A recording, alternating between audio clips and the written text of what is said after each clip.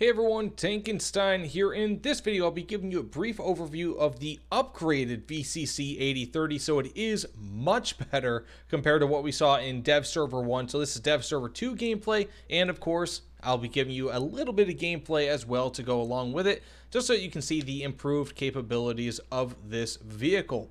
So the VCC 8030 in Dev Server 1 was a bit lackluster, and what I mean by that is that it had a much worse reload rate, had lower penning shells, at least for the APF SDS, and it also had no thermals. That seems to have been fixed. So to be fair, in the dev blog, and this is something I did miss, so my apologies for that, but in the dev blog, they did say that it would be getting thermals. Those were not present in the first dev server, so they did add those here.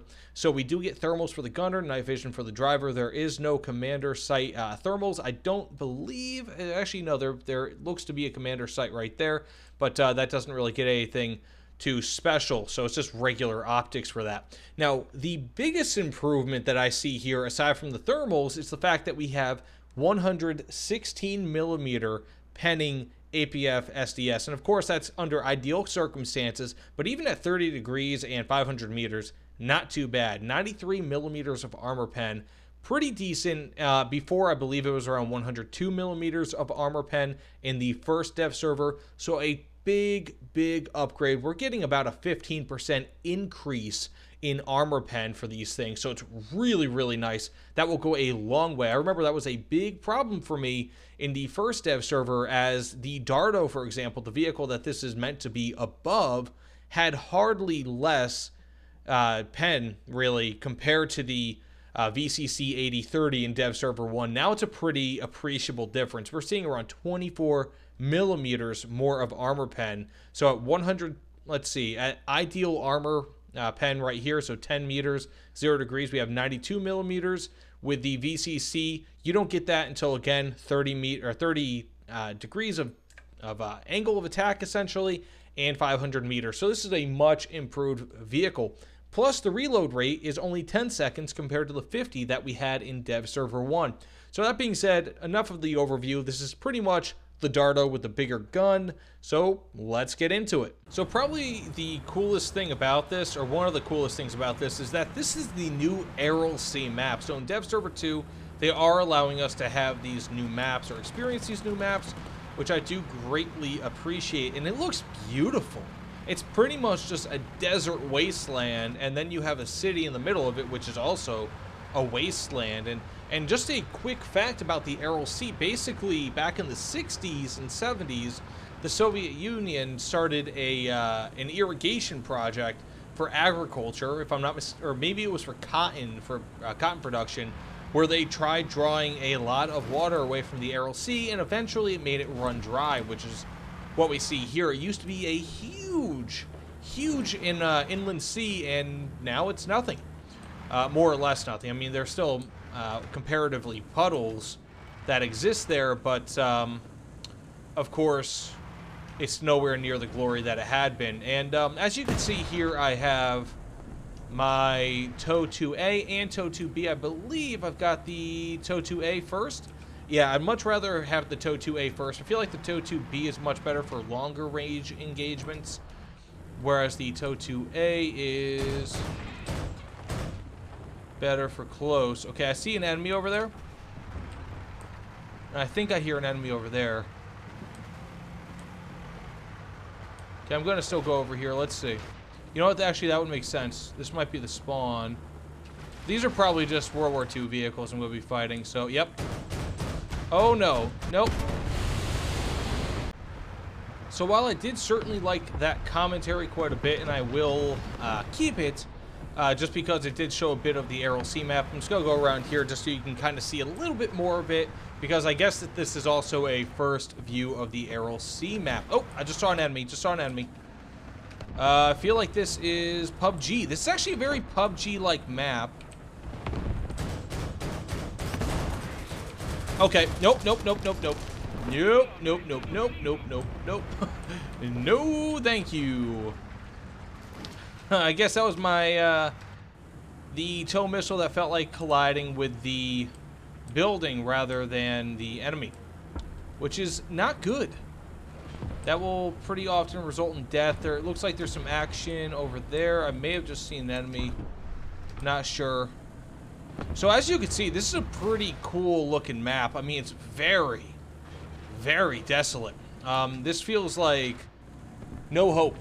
What would be a good way to describe it? It's just, like, you see that? The dust coming up? It almost seems as though, like, that looks like engine exhaust. So having that there is really, really nifty. Oh yeah, I forgot. I have to go stop my vehicle to actually hit them. So I'm not penning through a World War II vehicle from the front, so there's something to that, I suppose. But at least my armor, or at least I have a much better reload rate. So I'm going to try to disable his turret. Okay, what is this? There we go.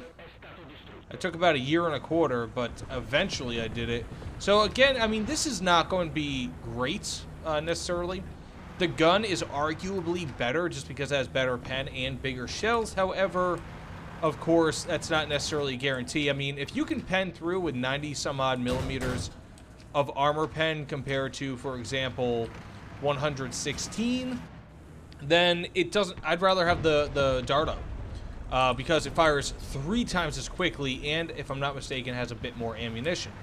So it's kind of a little bit of a weird thing here, just because you're more or less trading. You're getting about 1/3 of the fire rate for a substantially, and I mean substantially worse, or not substantially worse, but you're getting about 1/3 of the fire rate for a marginal increase, well, arguably marginal increase in armor pen. So, I mean, again, while it does do more damage per shell, it's not necessarily going to matter all too much if you can pen the same with a Dardo as you would with the VCC 8030. So I'm just going to get on their base just so I can draw some Mamma Jammas out real quick. See if I can spot someone. Okay, I got an IPM-1 somewhere over here.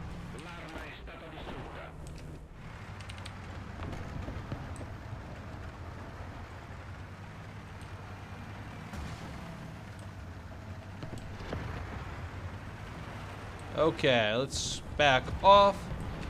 Again, this is going to be a fairly short gameplay just to kind of show you more or less what to expect with this. This is not good, not good. Should not be right there. Okay, they see me. Yeah, as such, I'm not going to just sit there. That'd be a bad idea.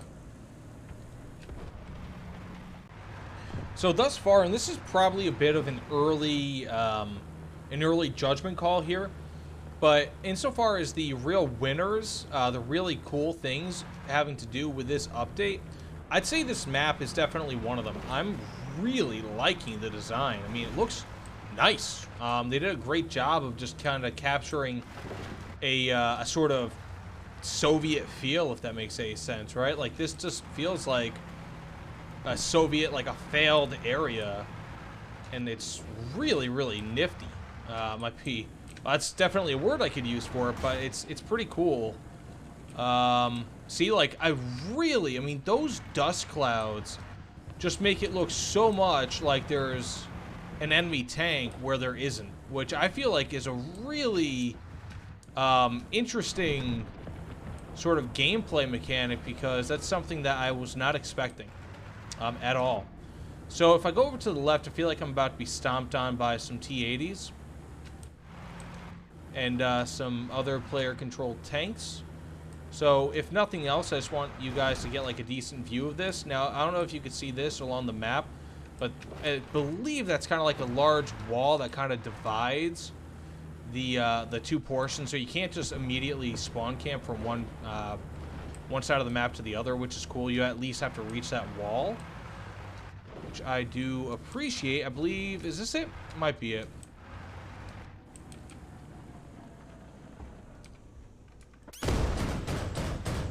Sorry, buddy. Gotcha. Okay, nice. I got myself my tandem charge ammunition. But I got myself an enemy down there. I just Gotcha! Oh, yeah. Okay. That's how we do it, boys. That's exactly how we do it. This is not a bad vehicle. It's just, I think, once you get up to the top tiers, once you get up to certain levels on this game, it becomes very difficult for this cannon to be effective. And I think, again, where the Dardo is best is that it has decent pen for what it is, and it has a really good fire rate. And I just don't really think that we have that fire rate here, which impedes it. So many people might just look to kind of... Oh. Uh-oh. Uh-oh. A lot of people might just look to keep with the... Uh-oh. Uh-oh. Uh-oh. I'm stuck. Oh, nice. A lot of people might just look to stay with the Dardo. And I could see why. It makes total sense. I mean, it's just, what do you prefer, fire rate or pen? And at that, you're not getting much better pen. And with the Dardo, you're getting much better, unquestionably better fire rate. Like, if this had 300, 350, 400 rounds per minute, one could argue that they'd be pretty similar, but I think for most people, you're not going to be able to pen through the front with most vehicles anyways. You're not going to be able to pen through the front against most vehicles, I mean to say. So having this versus the Dardo isn't really going to matter when all your shots are going to be from the side anyways. So I'd rather almost have a 9.3 Dardo compared to a 10.0 VCC. So unless they change this to, I don't know, 9.3 or 9.7, I don't really know if it's much, if one could make an argument for it, you know? Simple as that. Okay, we got ourselves some jabronis over here. I was being shot at before. That guy's being wrecked. Yeah, it was being wrecked. I don't really know if there's any enemy team. I don't see them anywhere. But yeah, I mean, either way, you guys saw some basic gameplay. Oh, there we go. There we go. There's my World War II kills. There's my World War II kills. Eat some tow missile. That's what you would have experienced back in the day, son. Okay, now against unarmored or, like, poorly armored vehicles, at least relative to APF SDS standards, this thing is an absolute powerhouse. Because of course it is. Now, otherwise, like I said, I mean, in that scenario, probably the Dardo would have been better. You know, it's just really where this kind of has the slight advantage is pen and post-pen damage. But even still, if all you're going to be doing is flanking, I don't really know if it matters all too much. At all. Oh. Especially, like, I could have done that any day of the week with the... Oh. Watch out for those traps, I guess you could say. Like, obviously, again, these are World War II vehicles, but you could do this any day of the week much easier with a... Is that guy? Okay, he... With a Dardo. I mean, this is fun. But it's pointless. I'm just kind of doing whatever I want here. This is absolutely ridiculous. Wait, does this mean I'll be able to get a nuke?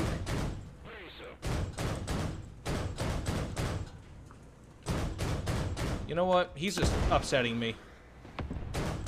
Okay, is this the nuclear Centurion? Come on, man. Okay, I finally... Oh, I got killed by that thing. Oh, come on, you don't get enough spawn points to get a nuke anymore by just annihilating World War II vehicles? Anyways, thanks so much for watching, everyone. You guys pretty much saw the capabilities of this. If you're familiar with the Dardo, you're probably going to be familiar with the VCC 8030.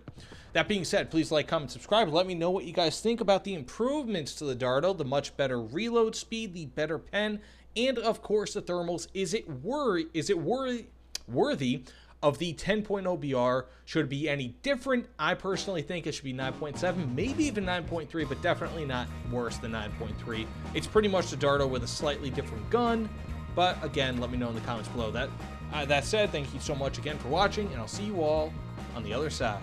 Take care, everyone.